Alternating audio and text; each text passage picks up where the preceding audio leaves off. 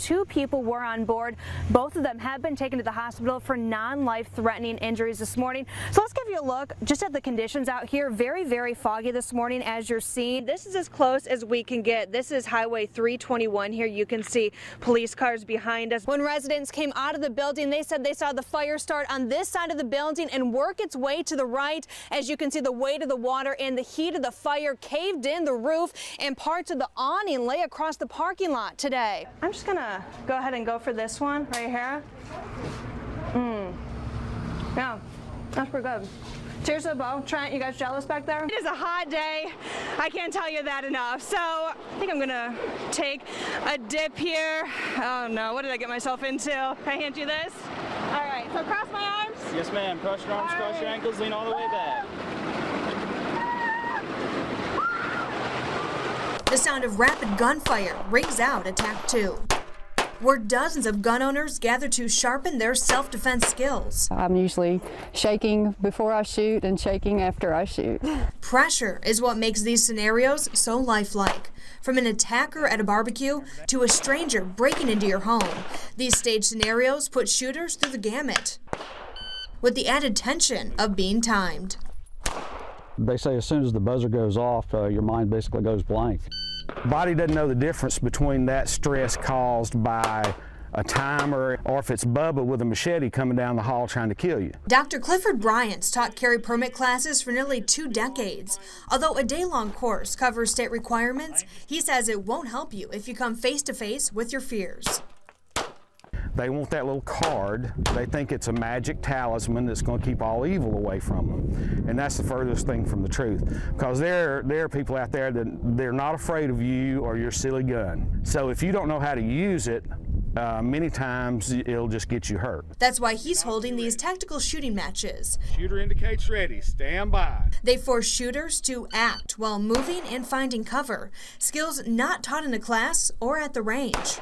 It's fun to go into the range and just shoot at the target, but it's not realistic. What is realistic is this hostage situation we followed first-time shooter Linda Thorpe through. Weaving between walls and peering through openings, Linda's heart rate soared as she shot the suspects. She believes this type of training will teach her how to keep herself and her family safe. I know when I was reloading afterwards, I was shaking from it. Which of course you want that adrenaline. The difference with this combat style training is it puts the shooter right in a stressful situation that they could see in real life. That comes down to the small details like putting a real person's face as the target. Having these faces on them sometimes helps to get a person used to actually pointing a gun at someone, if you say, because that's what you have to do. If you have to shoot someone, you've got to point a gun at them. In an emergency, the goal is you're going to do what you've trained to do.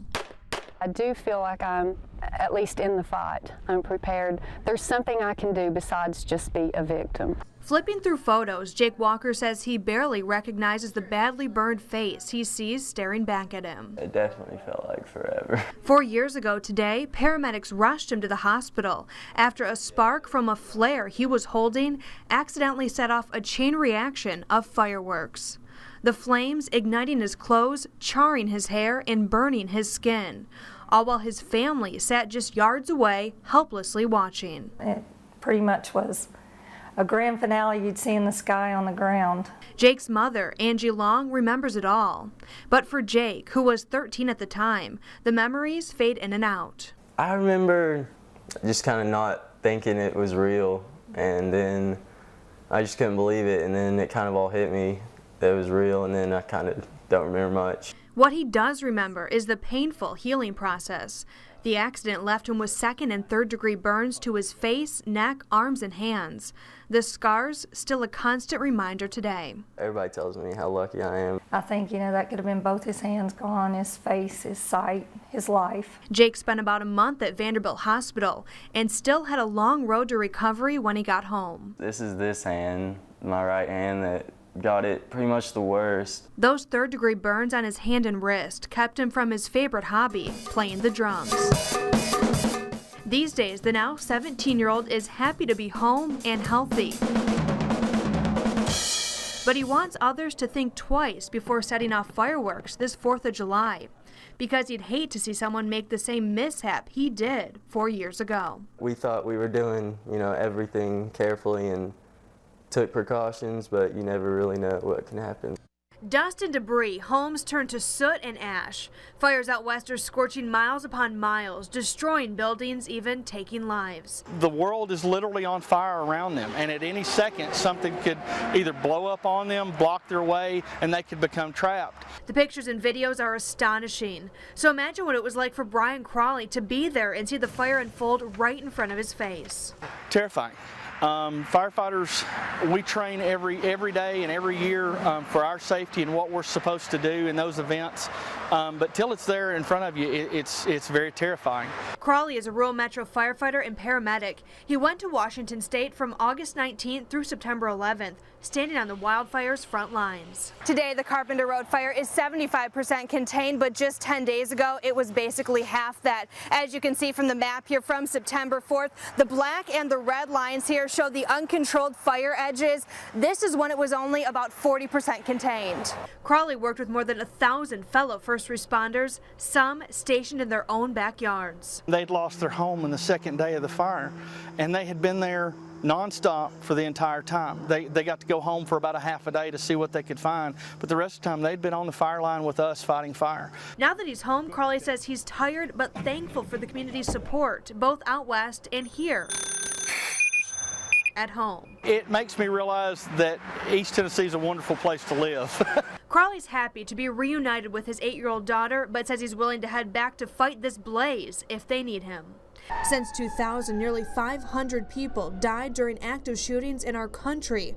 That includes the 12 killed in Aurora, Colorado, 32 at Virginia Tech, 13 at Fort Hood, 27 at Sandy Hook Elementary School. After Newtown, Connecticut in 2012, the FBI got involved after the president asked the FBI to help with the situation. Alert started in Texas 13 years ago and now gets taught nationwide by veteran law enforcement specialists like Special Agent Scott Johnson. To keep the FBI's tactics and techniques secret, our cameras weren't allowed any closer. How important is this? In today's world, it's critical. More than 70,000 people have gone through this training. We tagged along as 60 East Tennessee officers took part, including those assigned to schools. We can get a good feel and an understanding of how we can better ourselves as a team whenever this particular situation may arise. Hopefully it never does, but at least we'll be prepared. Part of the preparation comes from treating this stage shooting as if it's real life. Friendly! During the active shooter training, all officers use this Glock 17. It's modified to shoot paint simunition rather than an actual bullet. This is as real as it gets without being on the street. There was so much going on here at the 49th annual CMAs, and it'll be a night those fans and artists will remember. Country music's biggest night brought the genre's greatest all together under one roof. The past year showcased many new artists who brought us big songs, like the group who's topping the charts with their current #1 hit, Break Up With Him. We're floating above the red carpet. We're not walking. While Old Dominion floated, Low Cash moonwalked. I moonwalked on it. I did. I can't really moonwalk in my see, that's the first moonwalk on the red carpet right there. The CMA red carpet, just done. Another familiar face making her CMA red carpet debut, hometown girl Kelsey Ballerini. Yeah, I sat in section 204 last year at these, so I'm singing in the 3rd row this year, and just to feel so included and embraced this early on by country music and by the CMA, which is like the epitome of country music. Chris Jansen gave Knoxville a shout out as he heads back to town to perform Friday. I'm thankful to drive through Knoxville and hear myself on the radio pretty frequently. I'm proud of that. So. Well, when you hit #1, what else do you expect? It was unbelievable. Buy Me a Boat hit #1 a few weeks ago, and thank you for reminding me. Casey Musgrave's stunned, and she is no stranger to #1s. The album means a lot to me because I really do, I pour my heart into it, and to be recognized for a body of work that you got to create with amazing songwriters and musicians, and it's just something I'm really proud of. Of course, we talked to Casey about awards, but what everyone couldn't help bring up was the heat. Let's get real. You're sweating. I'm sweating. That's really hot in here. Feels a lot better now. I just lost the jacket. I made it as long as I could. I'm done. It's hot. Speaking of hot, country music's power couple, Garth Brooks and Trisha Yearwood, nearly closed down the red carpet as everyone made it their mission to talk to the legend. Last year I was more nervous than this year because I was presenting entertainer. This year it's date night for us. Neither one of us are performing, so we're just going to sit and enjoy the movie.